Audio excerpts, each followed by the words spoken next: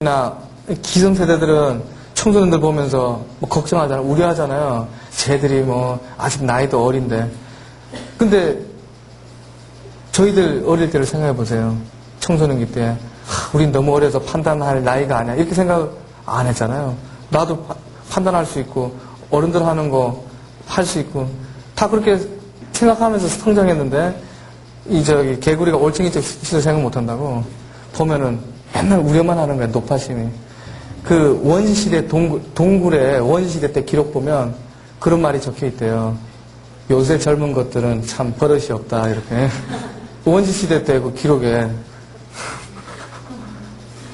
그러니까 항상 기성세대가 이 젊은 세대를 볼 때는 모르는 거예요. 자기가 이렇게 했던 거 모르고 자기 위치에서만 보기 때문에 원시시대 때 똑같았다니까요. 젊은 애들은 버릇이 없고 뭐 저것들이 어떻게 될지 걱정을 하고 이랬다니까. 이거는 뭐 지금 시대의 문제가 아니라 어떻게 보면은 세대 간의 문제라는, 세대 간의 기성세대와 지금 신세대들은 그 어떤 현상만 조금씩 바뀌어가는 거지 근본적인 거는 거의 비슷하다는 거예요. 그래서 자유행위의 특성에 대해서 얘기를 드리면 그 6페이지에 있죠. 13세 이전에 이 자유행위를 하는 비율이 이 미국 자료예요. 남자 30%, 여자 22% 돼 있습니다. 그러니까 남녀 간의 차이가 그렇게 많이 나지는 않아요. 근데 15세 이전 실시 비율을 보면 남성이 67%고 여성이 29%. 그러니까 여자는 별로 많이 증가 안 하는데 남자들은 확 증가하죠. 그래서 남자 같은 경우는 13세에서 15세 사이에 많이 증가한다는 얘기예요. 이때가 보면은 중학교 때 정도 되잖아요. 나이가.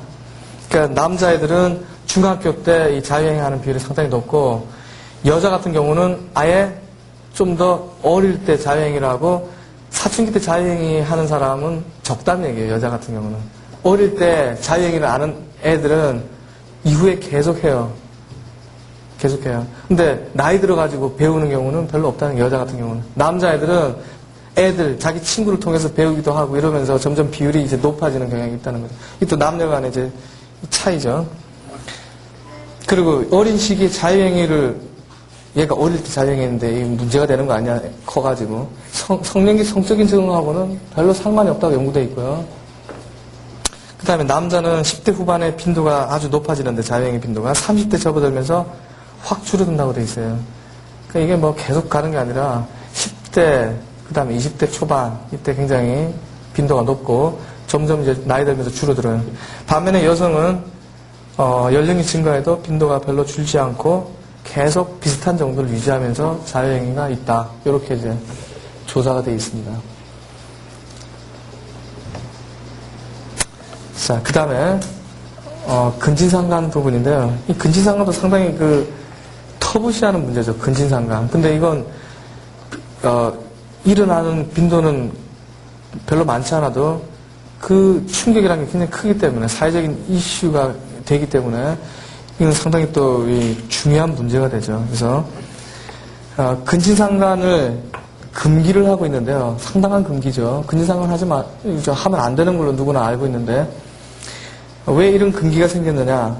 여러 가지 설명들이 있습니다. 생물학적인 설명에서는 근친상간은 열성 유전자를 전해주기 때문에 결국 계속 근친상간이 이어지면은 사망률도 높고, 실제 그렇대요. 사망률도 높고요. 나중에 출산할 때 영아 사망률도 높고, 그 다음에 여러 가지 질병에 걸릴 확률이 상당히 높아집니다. 이런 생물학적인 이유 때문에라고 얘기하는 것도 있고, 또 인류학적인 설명에서는 그 족내혼이 근친상간이에요. 족내혼 하는 것보다는 족외혼을 하는 게, 부족 외에서 혼인을 하는 게 사회적인 유대를 훨씬 폭넓게 만들어주기 때문에 이런 근친상간 금기가 생겼을 것이다. 라고 이제 설명을 합니다. 뭐라고 얘기하냐면, 아프리카 부족 같은, 원시 부족들, 아직도 남아있는 부족에 가서, 그 관습을 갖다 계속 유지하는 데 가서 보면, 왜 우리들끼리 결혼하냐? 그 손해인데, 바깥에 다른 부족하고 결혼시키면, 형제를 하나 더 얻어가지고, 서로 그죠? 유대관계를 맺어서 적을 갖다가 하나 없애는 건데, 뭐하러 손해보면서 우리끼리 결혼하냐? 해가지고 전혀 이해를 못하겠다는 대답을 해요. 그 바보 같은 짓을 왜 하냐? 그러니까 이런 게 이제 인류학적인 설명에 해당되는 거죠. 이 정신분석학적인 설명에서는 이 프로이드가 한 얘기인데, 태초에는 처음에는 이제 아버지와 엄마가 있고 이 아들, 딸이 있었을 거다.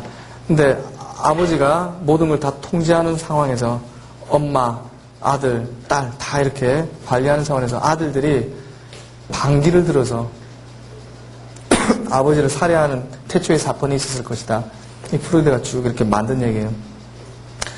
그러고 나서 엄마고 딸이고 아들 입장에서 우리가 그러면 통제할 거야. 근데 아들이 여러 명이니까 아버지가 없어지고 나서부터는 그 다음에 자기들끼리 이제 서로 이제 경쟁이 일어날 수 있으니까 이제 협약을 하게 되는데 서로 우리끼리는 이런 식으로 이제 하지 말자 해서 자기들 사이에서 문제가 일어날 수 있는 것에 대해서 계약이 일어나는데 그게 바로 근친상간에 대한 이 터부가 된다. 라는 식으로 이제 설명을 해. 발달하면서 문화가 시작이 된다. 여러 가지 금기들이 막 만들어진다는 거예요. 이렇게 설명을 하는데 어쨌든 이 근친상간은 신화나 동화에 보면은 설화에 보면은 상당히 많이 나타나요. 그래서 대표적으로 모자 근친상간 신화로 보면 그리스 신화에 제우스와 헤라가 모자간이라고 돼 있어요. 그 다음에 이집트를 처음에 만들었다고 돼 있는 오시리스하고 이시스 신화를 봐도 모자간으로 돼 있고요. 그 다음에 지난번에 얘기했던 웨디푸스 그 얘기에도 모자간 근친상간이죠. 그 다음에 일본 신화의 그 아마테라스하고 스사뇽 같은 경우는 남매간의 근친상간 신화예요.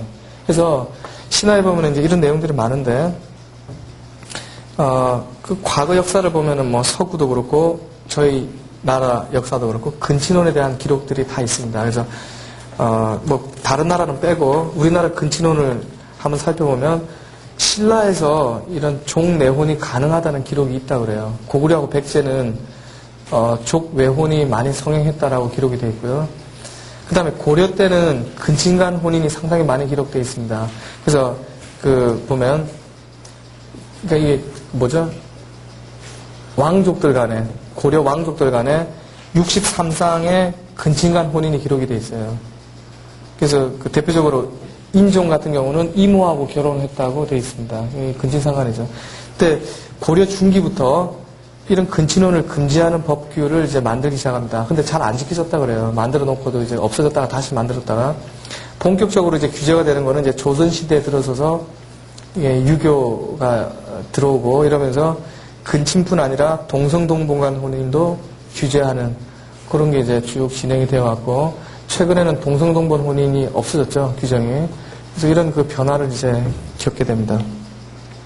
그래서 이 근친상간 문제를 보면 성인들 간의 근친상간은 심리적인 문제가 별로 그렇게 심각하지는 않아요. 성인들끼리 근친상간. 보통 성인들끼리 근친상간은 자기들끼리 이렇게 원해서 되는 경우가 많아요.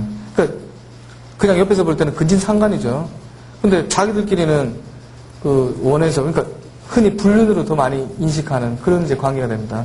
그래서 사회적인 시선이나 그런 주위 관계가 좀 부담스러워서 그렇지 정서적으로 막 이렇게 충격받고 이런 거는 크지 않다는 얘기죠. 근데 제일 문제가 되는 게 이제 성인과 아동 간의 근친상간인데요. 아동 간의 근친상간도 보통 그냥 자기들끼리 잘 모르고 넘어가는 경우가 참 많아요. 그래서 애들끼리 놀이식으로 해가지고 하는 경우가 참 많고 잠깐 그런 식으로 하는 것 자체는 별로 문제가 안 돼요. 그래서 이제 남매 간의 근친상간이 많은데 아동들 간에는 오빠하고 여동생 그 관계가 많아요. 그래서 이 관계도 이것도 뭐 심각하긴 하지만 제일 심각한 건 이제 부녀간 근친상간이에요. 부녀간. 그래서 그 전체 근친상간 중에 75%라고 되어 있으니까 굉장히 많은 빈도고요. 근데 솔직한 얘기로 근친상간이 얼마나 있는지는 알 수가 없어요. 왜냐하면 신고 안 되는 경우가 훨씬 더 많기 때문에 이 근친상간이 얼마나 있는지는 몰라요. 신고 건수 가지고 그냥 추정하는 거죠. 그래서 이 부녀간 근친상간을 보면 계부에 의한 학대가 친부에 의한 학대보다 5배 정도 많다고 그래요. 미국 같은 경우에. 그러니까 미국은 뭐 재혼, 삼혼 뭐 많잖아요. 이혼율이 높으니까. 그래서 재혼으로 이루어진 가정에서 근친상간 빈도가 높기 때문에 유의할 필요가 있다. 이렇게 이제 경고가 나오고 있습니다. 우리나라도 이혼율이 높아지면 재혼 가정이 많아질 거기 때문에요. 이런 식의 근친상간 문제가 더 많이 대두될 가능성이 있는 거죠.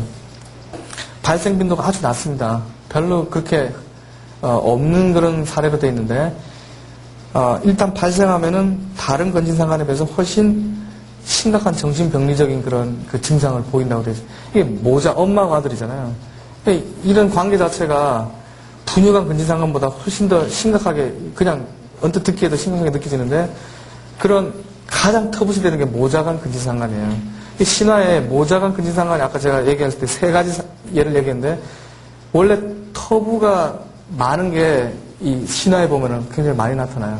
실제 사회에서 금기시 되는 내용이 신화 같은 데 보면 많이 나타나거든요. 더 많이 반영이 되는데 이 모자간 근친상간은 굉장히 가장 강한 터부 상황이기 때문에 이런 일이 일어난다 그러면은 이 아들이고 엄마고 이게 굉장히 심각한 정신병리 현상을 보일 가능성이 많다는 거예요. 자, 시간이 없는데 짧게 요 뒤에 나머지 정리해서 말씀드릴게요. 분유간 근친상간이 제일 많기 때문에 그 특징만 지금 제가 정리를 여기 해놨는데 어떤 특징이 있냐면 아버지가 그러니까 남편이 아내로부터 성적으로 정서적으로 거부당했거나 상징적으로 버림받았기 때문에 나타나는 경우가 많다고 이제 돼 있는데 이게 왜 그러냐면요.